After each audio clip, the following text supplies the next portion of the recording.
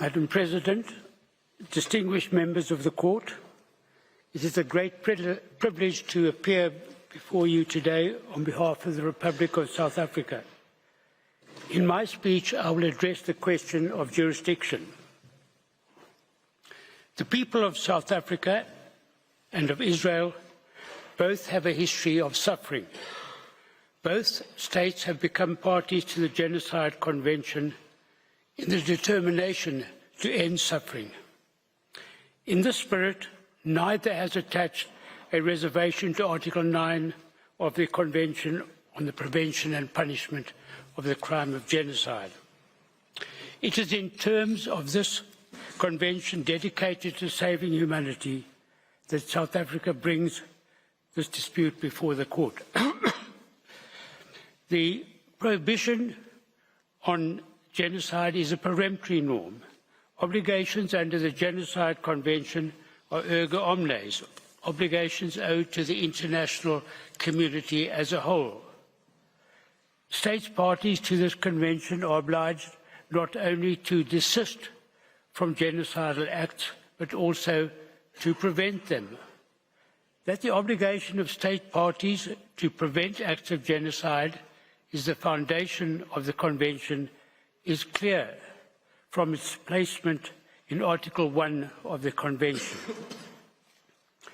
Article 9 of the Genocide Convention makes it clear that state parties are guardians of the Genocide Convention. Unlike other treaties designed to protect human rights, it does not oblige states to pursue negotiations as a prelude to approaching this court. It does not treat the ending of genocidal acts as a bilateral affair between states. Instead, it envisages a situation in which a state, acting on behalf of the international community as a whole, seizes the jurisdiction of the court as a matter of urgency to prevent genocide. South Africa has a long history of close relations with Israel. For this reason, it did not bring the dispute immediately to the attention of the court. It watched with horror as Israel responded to the terrible atrocities committed against its people on 7 October, with an attack on Gaza that resulted in the indiscriminate killing of innocent Palestinian civilians, most of whom were women and children. The South African government repeatedly voiced its concerns in the Security Council and in public statements that Israel's actions had become genocidal.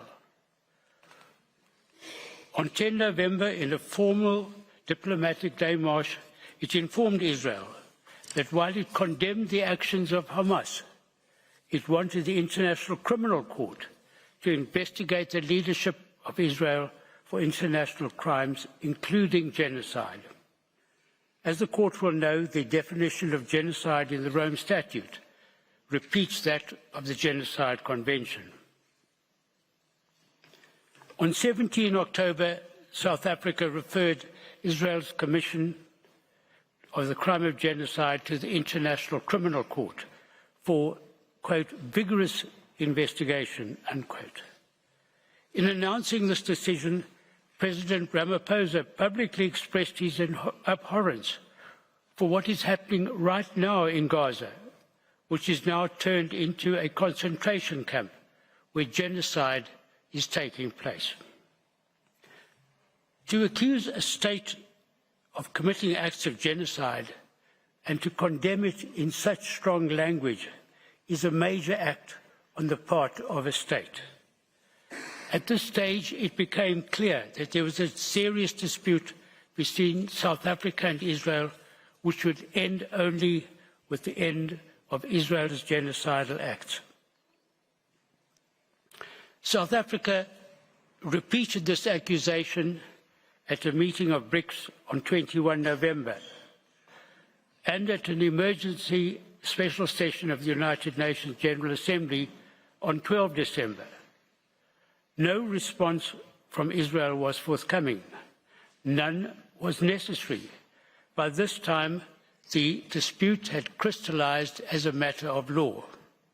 This was confirmed by Israel's official and unequivocal denial on 6 December that it was committing genocide in Gaza. However, as a matter of courtesy, before filing the present application, on 21 December, South Africa sent a note verbal to the Embassy of Israel to reiterate its view that Israel's acts of genocide in Gaza amounted to genocide, that it, as a state party to the Genocide Convention, was under an obligation to prevent genocide from being committed. Israel responded by way of a note verbal that failed to address the issues raised by South Africa in its note, and neither affirmed nor denied the existence of a dispute. This was emailed later on the 27th of December. This note was received by the relevant South African team on the 29th of December after the present application was filed.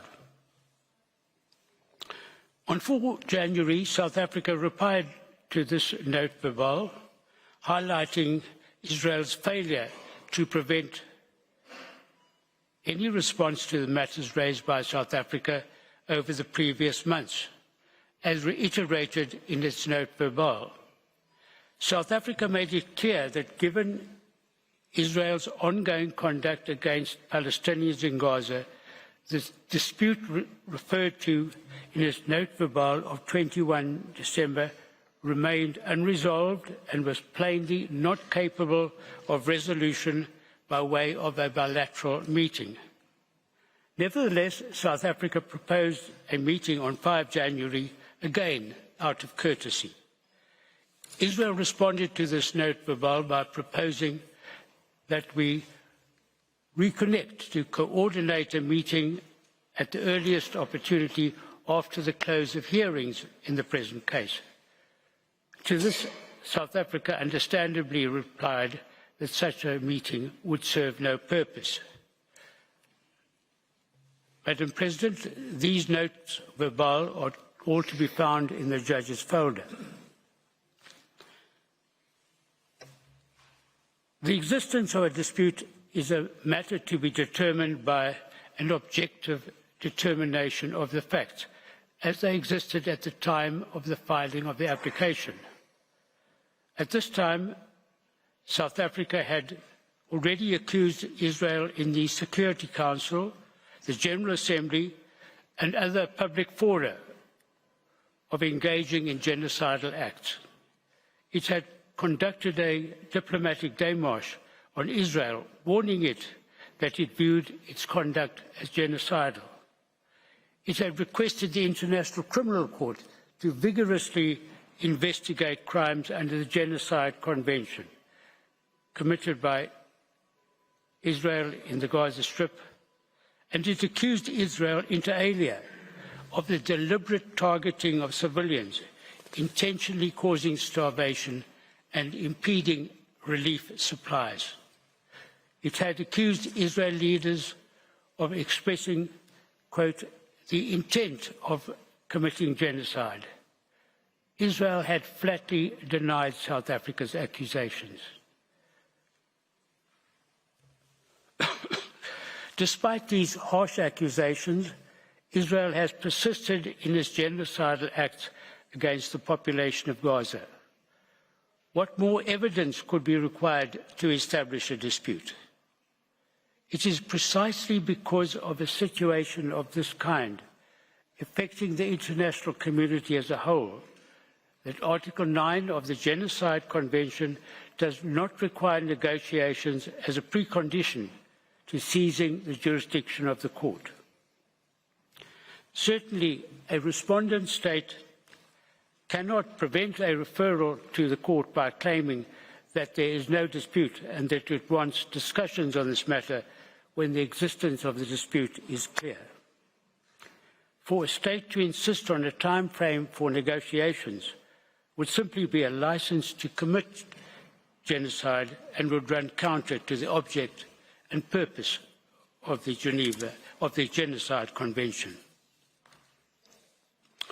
Madam President, the question of the crystallization of a dispute has been addressed by this Court in preliminary objections at the merits stage, where the burden of proof is higher. Although the Court has generally adopted a flexible approach to the subject, it has laid down a number of tests for the existence of a dispute. First, it must be shown that the claim of one party is positively opposed by the other. Second, the date for determining the existence of the dispute is the date of the application, but subsequent conduct may be considered. 3, whether the dispute exists must be determined by an objective determination of the facts. And 4, a dispute exists when it is demonstrated on the basis of the evidence that the respondent was aware or could not have been unaware that its views were positively opposed. When these propositions are applied to the facts of this case, it is incontrovertible that a dispute exists between South Africa and Israel.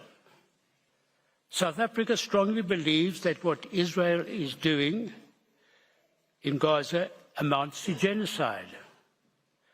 Israel denies this and claims that such an accusation is legally and factually wrong and, moreover, is obscene. So an objective determination of the facts shows that a dispute existed on the date of the submission of South Africa's application, and this has been confirmed by Israel's subsequent statements and by its continuing conduct in Gaza. Moreover, Israel must have been aware from South Africa's public statements, the démarche, and the referral of the matter to the International Criminal Court of Israel's genocidal acts that a dispute existed between the two states. Madam President, the Court has indicated that in an application for provisional measures, it is sufficient to show that there is a prima facie basis for jurisdiction. It is submitted that South Africa has convincingly established the existence of a dispute between it and Israel over the fulfillment of the latter's obligations under the Genocide Convention. Finally, it is submitted that regard should be had to the special considerations that apply to the existence of a dispute under Article 9 of the Genocide Convention between a state that brings an application in furtherance of its obligation to prevent genocide and a state accused of committing genocide. This concludes my speech, Madam President. I thank you, the members of the Court, for your attention. I now ask you to call to the podium Professor Max du Plessis to address you on the nature of the rights requiring protection and the link between such rights and the measures requested. Thank you. I thank you, Professor Dugard. Before I give the floor to the next speaker, the Court will observe a coffee break of 10 minutes. Sitting is adjourned.